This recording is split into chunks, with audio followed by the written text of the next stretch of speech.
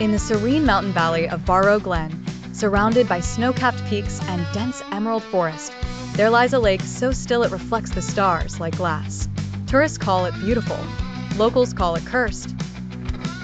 They whisper stories about the lake's memory. It remembers everything and everyone.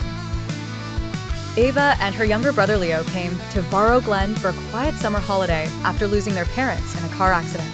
The lakeside cabin they rented was quaint, peaceful, and smelled of pine and fresh rain. At night, the lake shimmered with strange bioluminescence. Blue lights danced across its surface like fireflies beneath the water. Leo was captivated. "It looks alive," he whispered. The old woman at the nearby ranger station gave Ava a strange warning. "Don't swim in it. Don't stare too long. The lake keeps things." Ava laughed it off, just local folklore. But things started to change. Leo began waking with scratches on his arms and muddy water in his bed. He swore he hadn't left the cabin. One night, Ava caught him standing at the edge of the dock, whispering to the water. "What are you doing?" she called. He turned slowly. "They remember me," he said flatly. "They want me to come back." That night, Ava dreamed of the car crash. But this time, her parents weren't screaming. They were underwater, floating peacefully, eyes wide open, reaching toward her. She awoke gasping. On the windows, wet handprints. She checked on Leo. He was gone.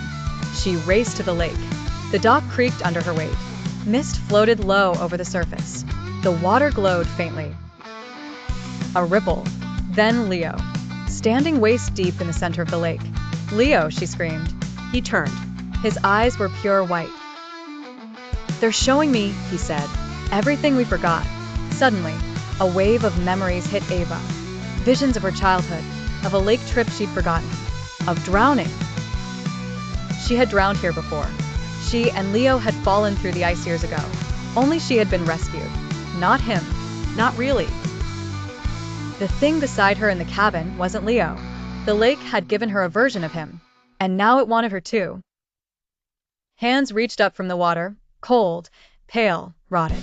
They pulled at her ankles. She screamed, kicked, broke free. She ran back to the cabin and locked the door. The lake fell silent. But the next morning, Leo sat at the kitchen table, dry and smiling. "Where were you?" he asked innocently. But Ava knew.